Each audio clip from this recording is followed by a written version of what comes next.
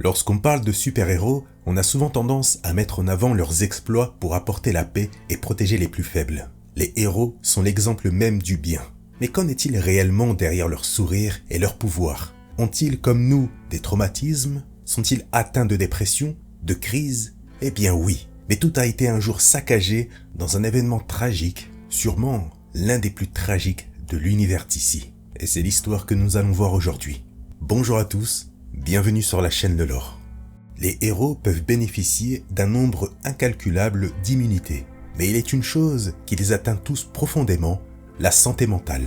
On constatait en effet que de plus en plus d'entre eux souffraient de traumatismes divers nés de leurs affrontements contre les vilains et des violences auxquelles ils étaient continuellement exposés sans jamais pouvoir avoir recours à un psychologue.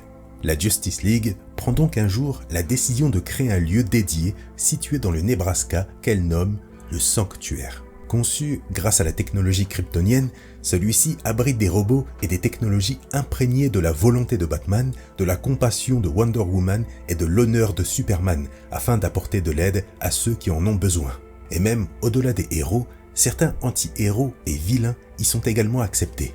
Presque tous les héros que vous connaissez y passent à un moment de grande détresse. Là-bas, ils se confient, libèrent leurs émotions sans retenue. Ils parlent de leur vie de combattants du bien, demandent de l'aide et pleurent.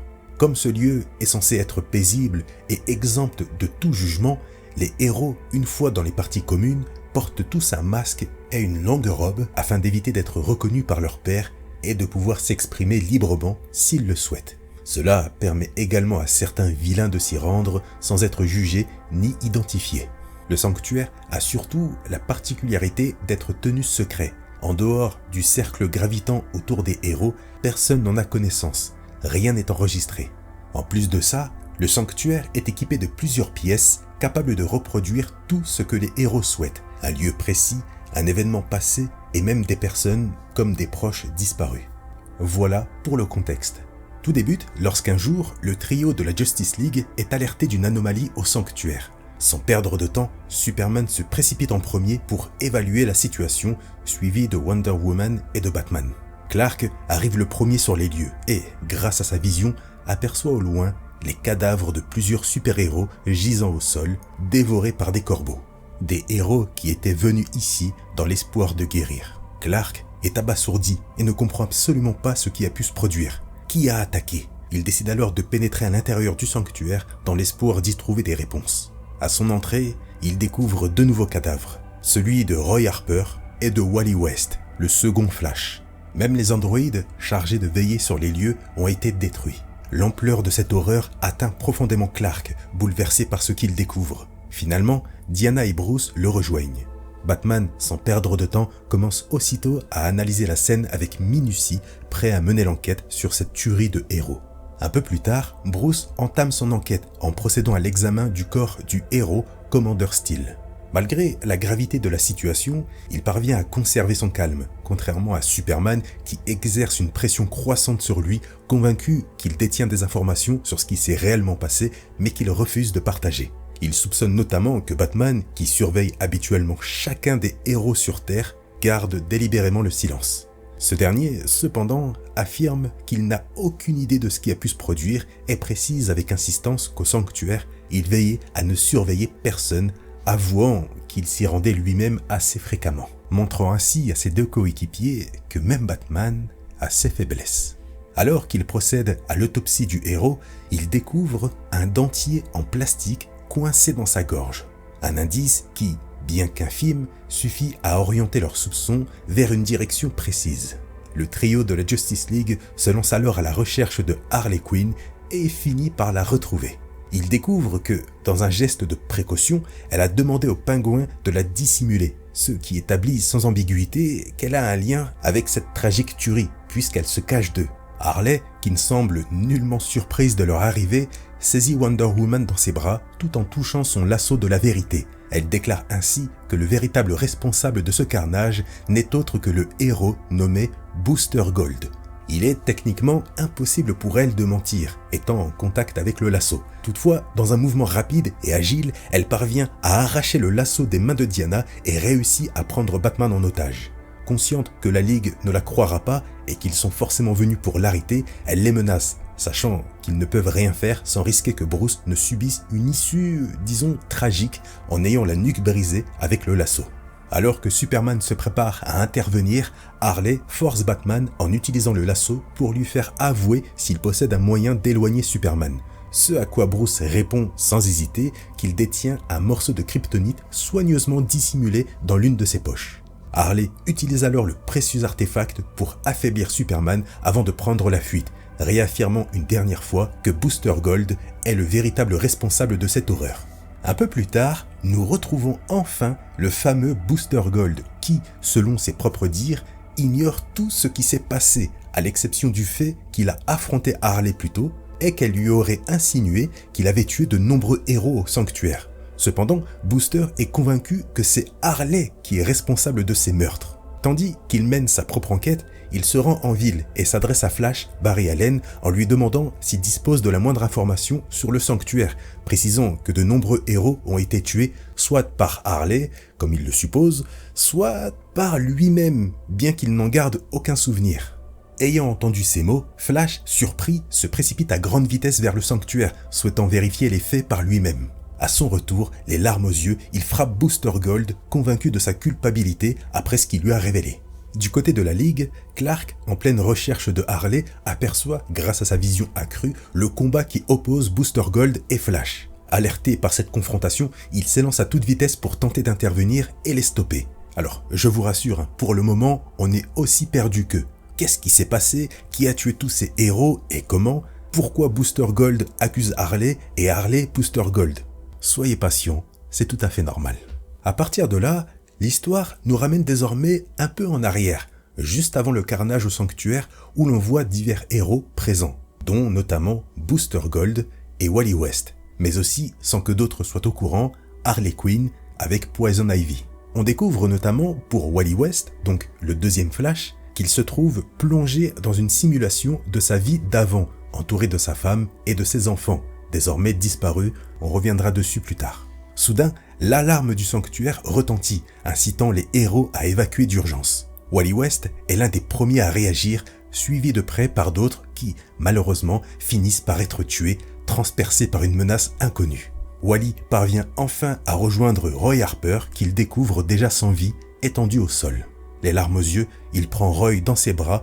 Avant qu'il n'ait le temps de terminer sa phrase, un violent coup de marteau s'abat sur son crâne, mettant fin à ses jours sur le champ. Ce coup fatal est porté par Harley Quinn, tandis que Booster Gold, témoin de la scène, reste impassible. Les deux échangent quelques mots comme si tout allait bien, alors qu'ils sont entourés de corps sans vie et que Harley vient d'assassiner Wally West sous les yeux de Booster, qui n'intervient pas tellement il est choqué. Bien que cela donne l'impression que les deux soient en partie responsables de ce massacre au vu de leur comportement, il manque cependant quelque chose, un détail qui laisse planer le doute. On est toujours dans le brouillard, et c'est normal. De retour dans le présent, nous retrouvons Batman, accompagné de Flash, au sanctuaire pour poursuivre leur enquête. Chacun, en fonction des preuves en sa possession, arrive à une conclusion différente. Pour Barry, c'est indéniablement Booster qui est responsable des meurtres, tandis que pour Batman, qui dispose également de ses propres éléments, il estime que c'est Harley qui se cache derrière tout cela. Ayant une conclusion différente, cela veut dire que leur enquête n'est pas terminée et tous deux se trompent sur le responsable. Parallèlement, dans le Hall of Justice, Booster est placé sous surveillance, attaché avec le lasso de la vérité de Wonder Woman, ce qui l'empêche de mentir. Sous l'effet de l'objet magique, il commence à raconter ce qui s'est réellement passé, affirmant qu'il a vu Harley tuer les héros en riant avant qu'elle ne s'en prenne à lui après un bref échange. Le problème pour Diana, cependant, est de savoir si elle doit réellement lui accorder sa confiance malgré le lasso, car elle ne sait pas s'il dit la vérité ou s'il se contente de croire ce qu'il pense être la vérité. Ce sont deux choses différentes. Pendant ce temps, le soir venu, Lois confie à Clark qu'elle reçoit depuis quelque temps des enregistrements vidéo des confessions de chaque héros ayant séjourné au sanctuaire. Lois demande alors à son mari ce qu'il pense qu'il faut faire ensuite, mais Clark reste indécis. Elle lui explique avec fermeté que si elle ne fait rien de ces enregistrements concernant les héros, la personne qui lui a transmis pourrait très bien les envoyer à quelqu'un d'autre qui n'hésiterait pas à les exploiter. Pour Lois, il est clair qu'elle devrait en tirer un article. et elle cherche en quelque sorte l'approbation de Clark. Ce dernier, cependant, ne sait toujours pas quoi répondre, puisque si ça sort, le sanctuaire sera rendu public, et si ce n'est pas Lois qui le sort, quelqu'un d'autre le fera. Le lendemain, au Hall of Justice, Blue Beetle, qui est un ami très proche de Booster Gold, lui rend visite. Convaincu de son innocence, Blue Beetle décide de le faire sortir de prison, préférant mener leur propre enquête plutôt que de laisser Batman et Flash s'en charger. On découvre parallèlement, du côté de Harley, qu'elle est finalement aidée par Batgirl pour découvrir la vérité de leur côté. Pourquoi Batgirl ? Parce qu'elles ont toutes les deux été brisées d'une manière ou d'une autre par le Joker. Donc, elles comprennent mutuellement leur douleur. Un peu plus tard, dans la Batcave, Superman, n'ayant rien à cacher à Bruce et Diana, leur révèle que Lois possède des vidéos, des confessions de plusieurs héros du sanctuaire et qu'elle prévoit de publier un article sur le sanctuaire. Batman, incrédule, peine à y croire au départ, car il s'était lui-même assuré que toutes les données seraient immédiatement supprimées après chaque confession. En gros, dans le sanctuaire, il existait un confessionnal où chacun venait parler de sa vie, de ses difficultés, etc. Le tout face à une intelligence programmée pour écouter sans juger, seulement là pour aider. Lorsqu'une personne avait terminé son passage, les données de l'enregistrement étaient écrasées puis fragmentées en plusieurs morceaux de données, dispersés à travers le monde et supprimés, afin de s'assurer que personne ne puisse jamais les récupérer. Donc, sécurité maximale. Personne ne peut aller plus vite que les données. Donc, impossible de les récupérer. Et pourtant... Toutefois, Clark le convainc de la véracité de ses propos, ce qui agace profondément Bruce, qui découvre que Clark a gardé cette information pour lui durant plusieurs jours. Lorsque Diana lui demande quand l'article sera publié, Clark leur annonce qu'il est déjà en ligne depuis 35 secondes, dévoilant ainsi au monde entier l'existence du sanctuaire. Un lieu qui, à l'origine, devait rester secret pour garantir l'anonymat des héros et leur bien-être. Bien sûr, l'article ne dévoile aucune identité. Juste la présence du sanctuaire. L'information ne tarde pas à être relayée par les journaux télévisés. Pourquoi Clark n'a-t-il pas empêché Lois de publier cet article ? Eh bien, si vous connaissez le caractère de Lois, vous savez qu'elle a toujours accordé une grande importance à séparer sa vie privée de sa carrière de journaliste. Clark, étant lui-même journaliste, comprend sa femme et ce métier. À moins que cela mette Clark ou d'autres héros en péril, elle publiera ce qui lui semble nécessaire et juste. Parallèlement, Batman charge Batgirl de vite retrouver Booster, tandis que Superman et Wonder Woman se préparent à une conférence de presse à propos du sanctuaire. Alors que Clark rédige son discours, il perçoit dans toute la ville une appréhension grandissante. La révélation de l'existence d'un lieu tel que le sanctuaire effraie les habitants qui réalisent que même les héros ont leurs faiblesses psychologiques, une idée à la fois improbable et inquiétante à leurs yeux. Mais il y a le fait aussi que le journal a révélé que de nombreux héros avaient été tués, renforçant la crainte des citoyens. Les héros ne sont pas si infaillibles qu'on nous laisse le croire. Donc, si même eux ont des problèmes psychologiques comme nous, simples mortels, qui nous protégera ? Voilà leur crainte. Et c'est aussi pour cette raison que le sanctuaire a toujours été gardé secret. À Central City, alors que Barry poursuit son enquête pour prouver la culpabilité de Booster, ce dernier fait une intrusion dans son laboratoire. Cette action provoque la colère de Barry qui tente de l'arrêter, mais Booster parvient à l'assommer en lui envoyant une décharge d'énergie à haute intensité. L'objectif de cette attaque semble être de s'emparer de toutes les preuves en possession de Barry, notamment les images de surveillance, etc., afin de mener sa propre enquête en collaboration avec Blue Beetle et découvrir le véritable responsable. Le lendemain, la conférence de presse débute, mettant en scène Superman et Wonder Woman. Batman, quant à lui, refuse d'y participer, fidèle à sa nature de chevalier noir qui n'accorde pas d'importance à de telles démonstrations publiques, préférant poursuivre son enquête en silence. Lui, en gros, il en a rien à faire si on parle mal de lui, qu'on doute de lui ou qu'on a peur de lui. Superman prend la parole pour expliquer les événements survenus au sanctuaire, précisant que l'enquête est en cours et que Booster Gold ainsi que Harley Quinn sont activement recherchés pour être interrogés. Il souligne que cet incident ne doit pas entacher la confiance que les gens ont en eux, et insiste sur le fait qu'ils continueront à défendre la justice, peu importe les épreuves traversées. Il fait part de l'importance d'un soutien collectif et de la nécessité de s'assurer que tout le monde, même les héros, puissent demander de l'aide lorsqu'ils en ont besoin. Là où Superman se montre particulièrement touché, c'est lorsqu'il parle de l'impact émotionnel de l'événement, en soulignant que les héros ont des émotions malgré leur apparente invulnérabilité. Il parle aussi de l'importance de ne pas juger trop vite et de comprendre la complexité des émotions et des traumatismes vécus par ses camarades. Superman, qui est habituellement le symbole de l'espoir et de la force, se retrouve face à une tragédie où même lui semble désemparé. Une situation qui remet en question la vision idéalisée qu'on peut avoir des super-héros. De leur côté, avec les preuves volées à Flash, Booster et Blue Beetle découvrent quelque chose de troublant. En examinant le cadavre de Wally West, ils réalisent que ce dernier est âgé de 5 jours de plus que ce qu'il devrait être à ce moment-là. Ainsi, ce corps ne correspond pas à celui de Wally, mais à une version future de ce dernier, ce qui implique que l'actuel Wally West serait toujours en vie. Si Booster est parvenu à remarquer cela, c'est parce qu'il est un habitué des voyages temporels et des dimensions. Il a donc appris avec le temps à reconnaître chaque élément qui l'entoure et notamment savoir si une chose est bien dans sa bonne temporalité ou non. Le tout avec de micro-détails. Mais avant qu'ils ne puissent approfondir leurs recherches, le repère de Booster est localisé et pris d'assaut par Harley et Batgirl. Pendant ce temps-là, dans un nouveau flashback montrant le sanctuaire en alerte, avec Flash tenant le corps sans vie de Roy Harper dans ses bras, comme lors de l'incident initial. Cependant, cette fois, Booster Gold est aperçu par Harley en train de tuer Wally West. Le point de vue est différent. Comment c'est possible? Nous verrons ça après. De retour dans le présent, Harley et Booster s'affrontent, chacun accusant l'autre d'être responsable de la tuerie au sanctuaire. Batgirl, elle, parvient à neutraliser Blue Beetle et empêche bien sûr Harley de porter un coup fatal à Booster. Se voyant vaincu, en ayant marre de cette situation, ce dernier se laisse aller complètement et décide de se laisser tuer par Harley, incapable de comprendre ce qui lui arrive, convaincu que tout prendra fin avec sa mort. Harley s'avance alors rapidement vers lui pour le transpercer, mais au moment de frapper, elle dévie son attaque. Malgré tout ce qu'elle croit avoir compris, elle ressent que quelque chose ne va pas et se sent, elle aussi, dépassée par les événements, tout comme Booster. Et même tout comme vous, je pense. Mais ça va bien se passer, faites-moi confiance. Une fois calmés, les 4 héros se posent enfin. Booster leur révèle alors qu'ils ont découvert que le Wally retrouvé mort au sanctuaire n'est pas le véritable Wally de cette temporalité, ce qui signifie qu'il est toujours vivant quelque part. Ils décident alors de s'unir tous les 4 en une seule équipe pour le retrouver. Et pourquoi Wally West très exactement? Eh bien, il est temps de dévoiler les choses. Accrochez-vous.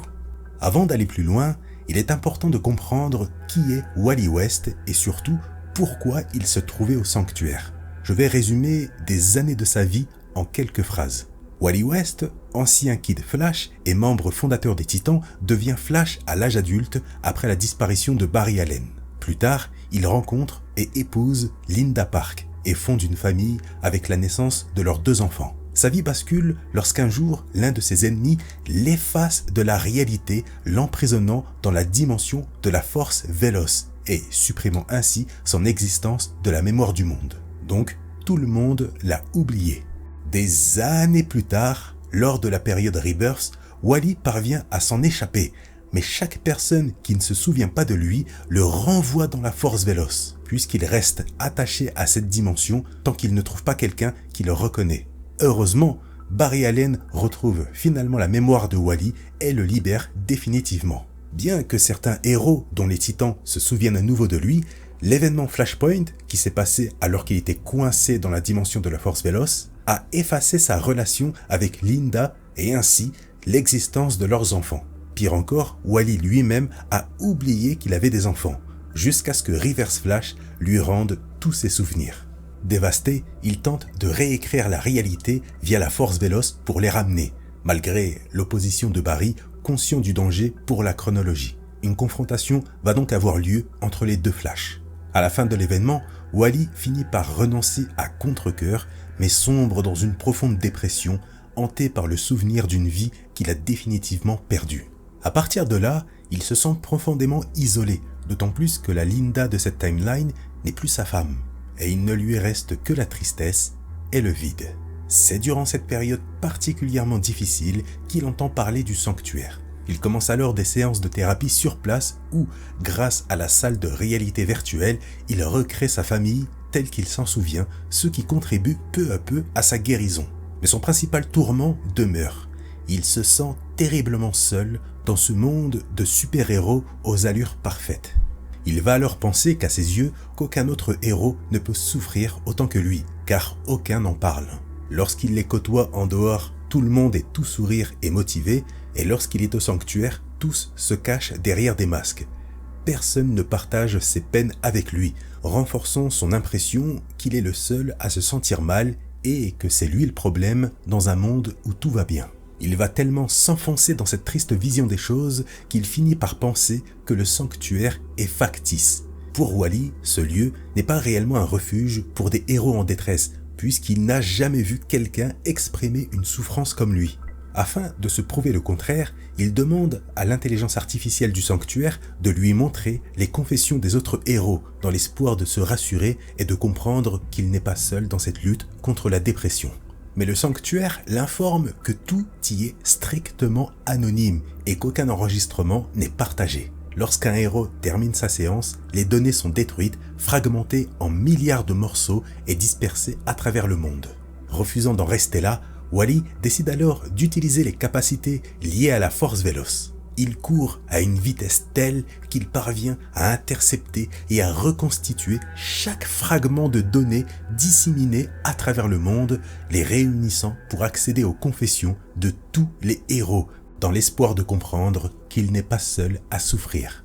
La grave erreur qu'il commet à ce moment-là, c'est de visionner l'ensemble des vidéos en quelques secondes à peine. Il comprend alors que d'innombrables héros souffrent eux aussi. Mais recevoir d'un seul coup tout ce flot de douleur et de confession le brise complètement, plus encore qu'auparavant, ce qui le rend extrêmement instable.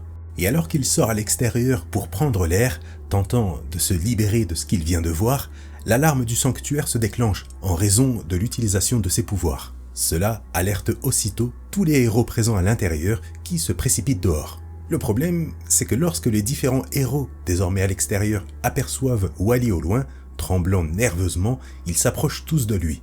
Or, Wally est encore totalement incontrôlable sur le plan émotionnel, ce qui rend la force véloce qu'il habite de plus en plus instable. Mais après avoir vu et ressenti tant de souffrance à la fois et face à tous ces héros qui l'entourent avec l'intention de l'aider, Wally craque complètement. Sans le vouloir, il libère alors une décharge colossale de force véloce tout autour de lui qui tue instantanément tous les héros présents sur les lieux. Déboussolé, mais pleinement conscient de l'horreur qu'il vient de commettre, Wally, affolé, se précipite à l'intérieur du sanctuaire dans l'espoir d'effacer toute trace de ses actes. C'est alors qu'il réalise que deux personnes ne sont pas encore sorties, Booster Gold et Harley Quinn. Une idée lui vient alors en tête pour sauver sa peau.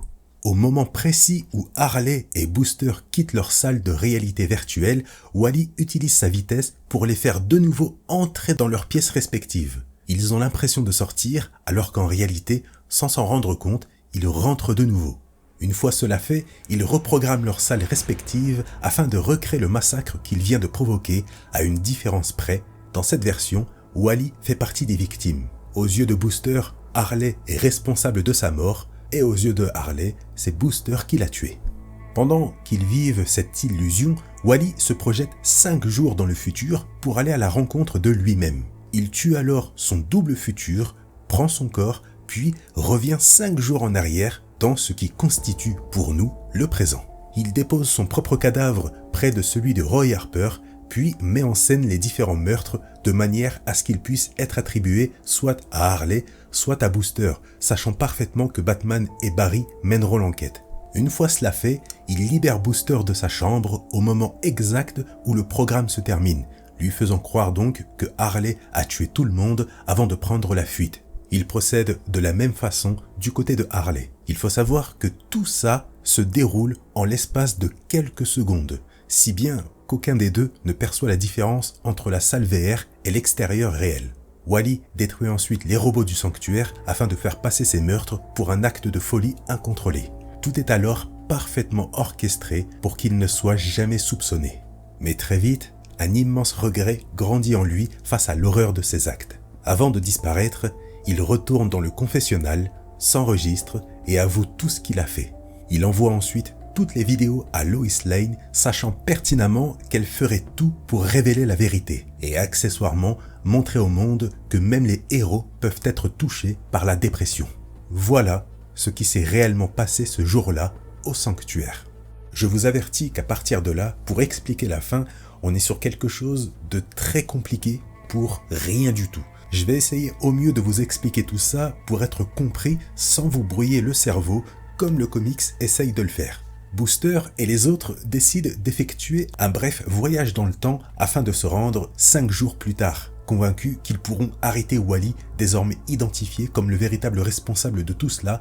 Leur objectif est simple, interrompre le moment où il s'apprête à se tuer pour l'arrêter, et ainsi innocenter Booster Gold et Harley Quinn. Comme prévu, en arrivant sur place, ils parviennent à interrompre l'automeurtre de Wally, laissant ainsi 2 Wally en vie. Mais alors, pourquoi déjà se retrouve-t-on avec 2 Wally? Reprenons brièvement la chronologie des événements. Wally perd momentanément le contrôle et tue presque tous les héros présents au sanctuaire. Horrifié par son acte, il effectue un court saut dans le temps et retrouve son double du futur qui l'attend, et sait déjà que son lui du passé est venu pour le tuer, puisqu'il a lui-même déjà vécu cette situation. Le Wally du présent tue alors sa version âgée de 5 jours, puis retourne dans le passé. Il maquille les meurtres et revit à son tour ces 5 jours comme le Wally qui l'a tué. Durant ces 5 jours, il utilise ce temps pour révéler les dossiers du sanctuaire et enregistrer ses propres aveux, afin de montrer à ceux qui souffrent qu'ils ne sont pas seuls, que d'autres traversent les mêmes épreuves et peuvent trouver de l'aide. Une fois tout révélé et enregistré, il attend dans le champ que son double plus jeune vienne le tuer, comme il l'avait lui-même fait auparavant. Ce faisant, il a créé une boucle temporelle, avec pour objectif également de se condamner à mourir éternellement pour expier ce qu'il a commis tout en restant seul. Wally explique qu'à l'origine, il voulait remonter dans le passé pour empêcher son explosion, mais qu'un tel acte aurait provoqué une nouvelle perturbation temporelle similaire à celle de Flashpoint. Ne sachant plus comment réparer les dégâts causés, il a donc choisi de voyager 5 jours dans le futur afin de s'y donner la mort dans une boucle temporelle infernale. Mais on découvre finalement qu'à chaque fois que le Wally âgé de 5 jours se retrouvait face à sa version plus jeune, il tentait de le convaincre de renoncer à se tuer et d'assumer ce qu'il avait fait. Le problème, c'est qu'ils sont prisonniers d'une boucle temporelle. L'interrompre risquerait de provoquer de graves perturbations dans le temps, donc obligé de se tuer à chaque fois. C'est alors que Booster intervient et propose une solution. Il suggère de se rendre au 25e siècle, de cloner le corps de Wally avec la propriété qu'il est vieux de 5 jours grâce à la technologie de cette époque, puis de ramener ce corps cloné sans vie dans le passé afin de le placer parmi les autres cadavres du sanctuaire. De cette manière, l'automeurtre de Wally est remplacé par le corps cloné. Il n'a donc plus besoin de se tuer puisque l'élément essentiel de la boucle, la découverte du corps de Wally au sanctuaire, est ainsi préservée. Puisque c'est justement cette découverte du corps de Wally âgé de 5 ans de plus qui force Booster à découvrir la vérité, mais surtout à trouver la solution pour éviter que Wally ne se tue à chaque fois. Alors, c'est clairement la meilleure explication que je puisse vous donner pour tenter de sauver, au moins en partie, le storytelling de cette vidéo. Une fois libéré de cette boucle temporelle, Wally peut enfin assumer pleinement ce qu'il a fait. Tandis que le Wally venu du passé ramène le corps cloné au sanctuaire avec désormais pour objectif de convaincre à son tour son autre lui lorsqu'il se retrouvera face à lui. Et ainsi de suite, Booster proposera l'idée du clone, etc.